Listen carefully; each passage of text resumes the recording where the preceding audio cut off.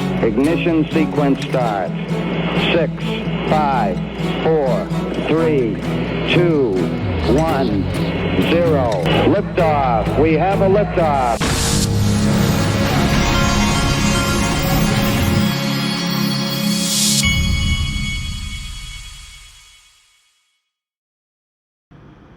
Hey everybody, this is the Digital Asset Investor, and this is something I've been harping on over and over and over. Right now, the thing to do with your XRP, and I'm not a financial advisor, but the thing I'm doing is all I care about right now is keeping my XRP safe. Don't jump from every little opportunity you see, because it's not time yet.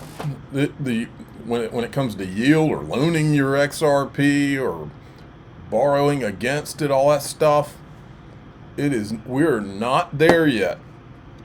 Now, I know everybody's excited to get interest and the idea of borrowing against it. I'm excited about those things too, but the market is too young to be borrowing against your XRP right now, in my opinion. But I'm going nowhere near it because the big boys are coming in. This is what I've been waiting for over a decade. 6 to 12 months from, this is Hunter Horsley from Bitwise. 6 to 12 months from now, the big story in crypto is going to be credit and borrowing. It will explosively grow over the next few years. Two vectors. There's nearly $4 trillion of crypto and growing. When people can borrow against this crypto rather than sell, they will. There's over $60 trillion in public equity alone in the U.S. As assets tokenized, someone with $7,000 of stock will be able to borrow against that for the first time on chain. Crypto is going to reshape capital markets. It's just getting started. And as this adoption happens, folks, the risk of doing that is going to drastically go down versus today. It is not time, in my opinion, and I'm just telling you, be careful about, and I'm not to point at any particular anything. I'm just saying in general, this is not where, I'm just telling you, I've seen this movie before. What I'm doing is focus solely on keeping my XRP safe right now and making sure I know what my exit strategy is and making sure that it's safe. Safe. I'm using one of two places. Caleb and Brown is one of those for my XRP. They have institutional custody. I have a broker I can talk to, and I have institutional liquidity if I decide to sell. You can go to xrpwealth589.com. It'll forward you right to my page. You click the sign up today button. I can't emphasize it enough. We got a 312 XRP, a lot going on today. Sentiment. These are the top trending coins in crypto according to rising discussion rate figures across social media.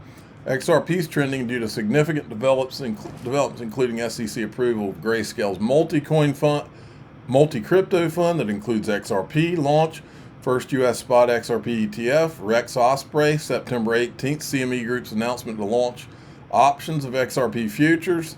These events highlighting growing institutional adoption, but you knew that. The big banks are freaking out. They better get ready. The crypto industry taking on big banks as lawmakers in Washington debate the future of digital currency regulation. Emily Wilkins joins us now with more on that. Hi, Emily.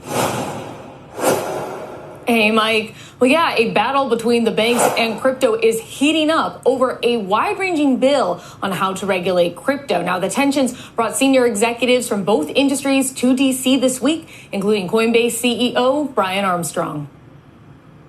Payments and stablecoins, new types of investments and asset classes, capital formation, credit, like all these things can get reinvented, made more efficient in the crypto world. And that's ultimately what we're trying to do. We're trying to create more economic freedom in the world and update the financial system. At the heart of the debate, banks want to ban crypto exchanges like Coinbase from offering rewards to customers, saying they are too much like interest payments that were banned in the recent stablecoin bill.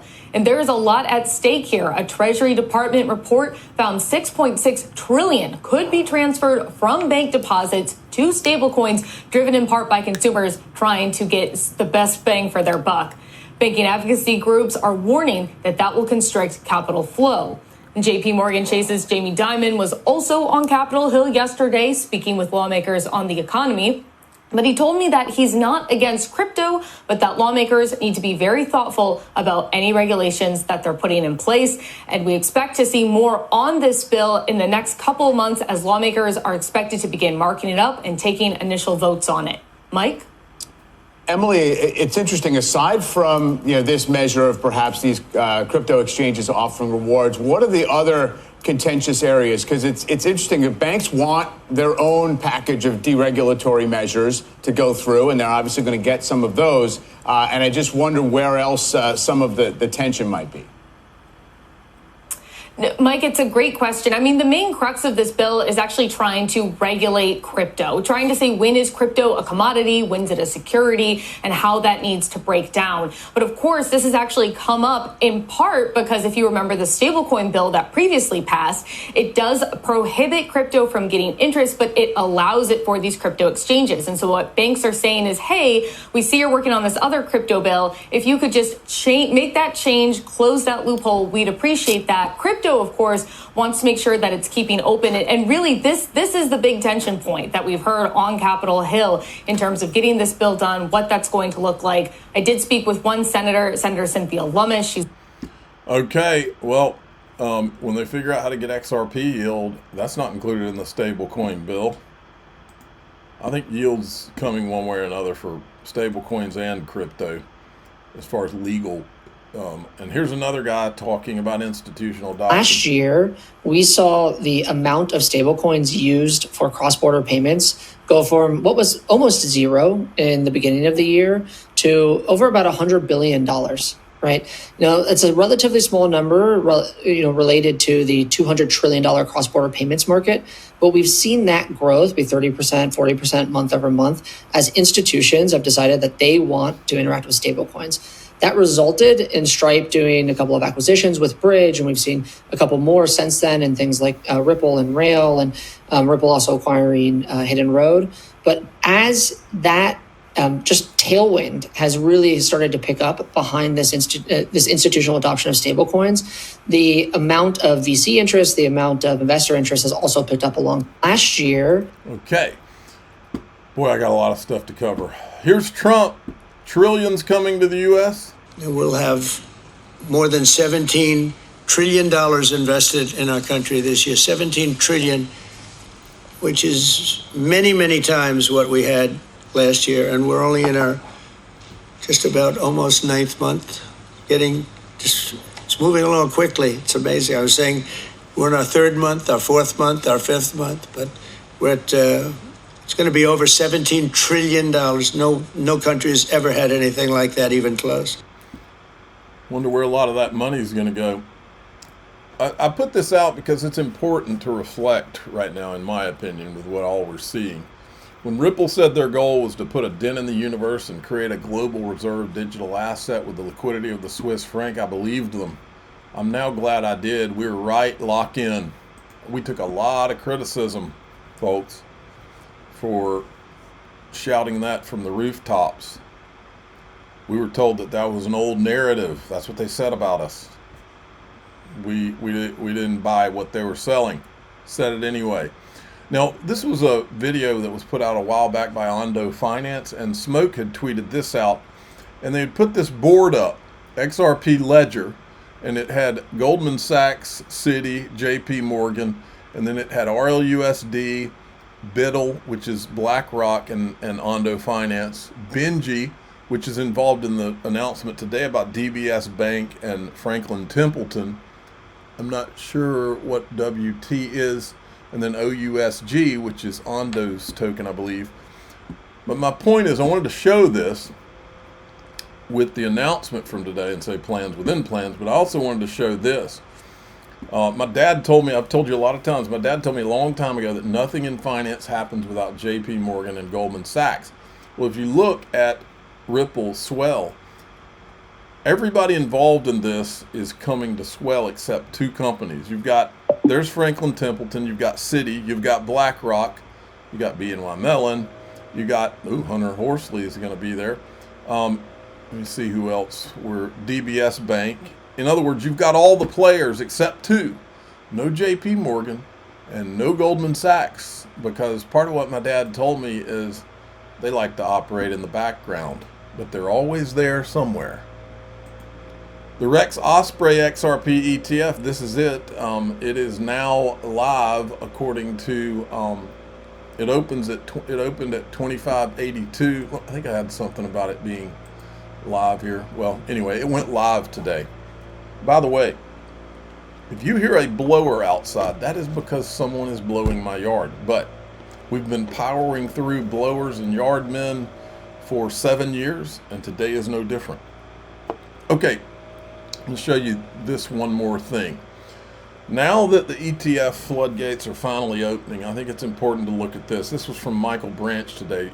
Julio Moreno, head of research at Crypto Quant, estimated between 1 and 4% of XRP's circulating supply could be absorbed by ETFs in the first year, equivalent to 600 million to 2.4 billion tokens, or 1.8 to 7.2 billion dollars at the current prices. So I wanted to show you again a tweet I did. This was back on August the 4th. Total crypto market cap dipped to about 3.64 trillion and took XRP as low as 275. The market ticked back up and is now 3.72 trillion with a 299 XRP price. XRP had a 24 cent upward movement with 0.08 trillion increase in the total crypto market cap. Everyone in crypto and outside of crypto is calling for 10 plus trillion to come into crypto over the next year or two. Do the math. They're talking about a potential of 1.8 to 7.2 billion coming into XRP over the next, what did they say here, the first year on just ETFs, folks.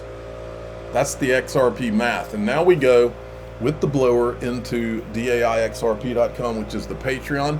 If you'd rather join through YouTube, click the join button below any of these YouTube videos. If you'd rather join through X, hit subscribe. I'm the digital asset investor. I'm not an investment advisor. This is for entertainment purposes only. Please subscribe, hit the like button, tell your friends and family. We did the math, we heard the blower, and now we're going into the group. Thanks for listening.